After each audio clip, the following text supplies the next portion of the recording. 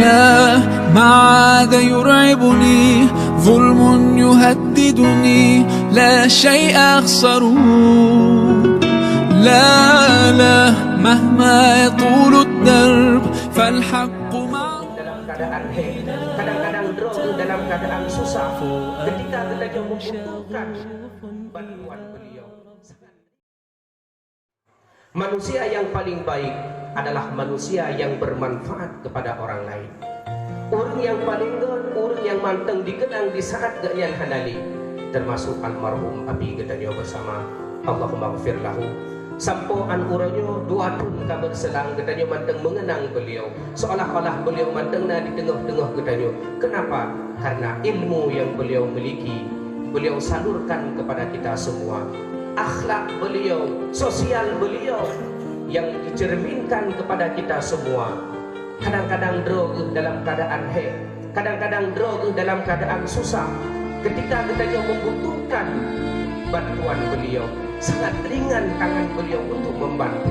Kadang-kadang beliau mengendron demi kebutuhan kita.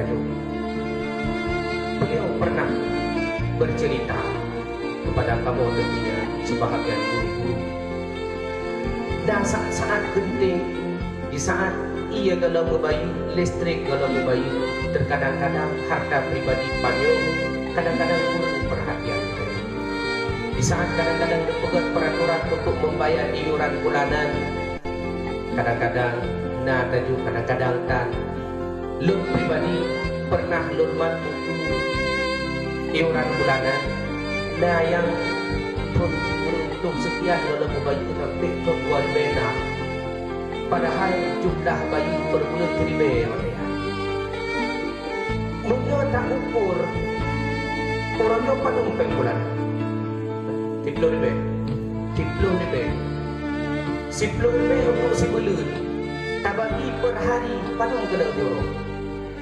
Ya betul kita 1 ribu bagi head euro padung 10 ribu bagi head euro padung adur tu head tu mau tu mortu dia 500 perak tak gaji guru di daya, tak gaji untuk bayar listrik dan lain sebagainya. Apakah wajar?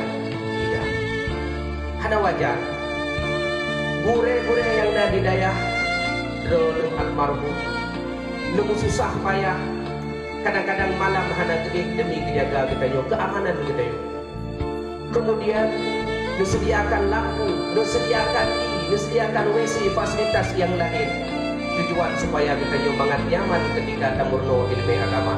Disediakan guru yang peduli kita dengan Allah Ta'ala, yang peduli kita dengan kedua uruci, yang peduli kita sore, yang peduli hari dan hari 500 perak di malam.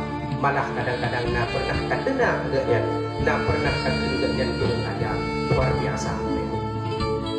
Hadirin kaum yang tua kaum ayah yang berbahagia. Sebenarnya dumnan nilai yang tajuk tidak seberapa dengan ilmu yang beliau bekali buat katanya untuk menuju akhirat.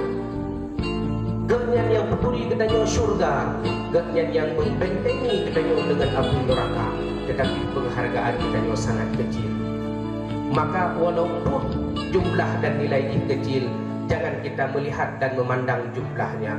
Kalau kita ikhlas untuk membantu, paling kurang berawai ketika truk jatah bayu pengbulanan tajuk supaya mengat membantu better beban. Lagi peraturan abi nukdong kuile kadang-kadang payah kemutang lepat-pat untuk menutupi hutang listrik dan kata dia pun bayu listrik balon. Kadang 3 bayu tu 7 tu lapar tu dibulut. Kadang-kadang kemutang dia bulu luka baru ke bayu. Begini perjuangannya. Kadang-kadang kita takkan rumah abi, takkan abi berangkat motor 2 pot, gak yang senang. Janganlah kita mengukur seseorang dengan lahiriahnya. Bahkan Rasulullah pernah mengatakan, andai kata ada seseorang yang berhutang kepadamu, berikanlah mereka hutang, walaupun mereka sedang berkendaraan kuda, walaupun orang yang hutang pengpak ganyo gede motor. Kita tidak bisa mengukur kehidupan seseorang. Boleh jadi di mata ganyo kerja nampak bahagia, tetapi kita tidak tahu keadaan beliau bagaimana dalam rumah tangganya. Maka manusia yang bermanfaat, manusia amalan yang paling baik di alam dunia adalah yang kedua, bermanfaat untuk kaum muslimin. Manfaat untuk kaum muslimin, gedanyona harta, jadikanlah harta tersebut sebagai manfaat. Sebenarnya ketika Allah lebih gedanya kaya, ketika Allah lebih gedanya harta, yang tujuan adalah gedanya untuk beramal dengan harta, bukan untuk menghidupkan dan memberi kesenangan untuk pribadi. Tetapi harta yang gedanya milikinya harus mengalir dan menjadi penolong buat orang-orang di sekeliling kita. Dengan harta kita bisa berjihad. Dengan harta yang gedanya miliki, yang pangkai dan modal gedanya tatabong dalam syurga. Kadang-kadang orang yang harta ibadat secara zahiriah tidak mampu. Sembahyang mungkin kadang 5 wate, hana wate untuk gedamah sembahyang sunat. Maka jadikanlah harta itu sebagai amalan, sebagai ladang amal buat kita. Maka bersedekah banyak-banyak, bolehlah bersedekah. Yang jalan gedanya untuk menempuh jalan syurga. Andai kata gedanya hana harta, gedanya yang na ilmu, jadikanlah ilmu itu bermanfaat buat orang lain. Ketika gedanya hana ilmu, gedanya yang na kekuatan dan tenaga, jadikanlah tenaga ini sebagai penolong buat orang-orang yang lemah. Ketika kita tidak punya tenaga, gedanya na lisan, lidah gedanya didengar sulit, maka ajaklah orang untuk berbuat kebaikan.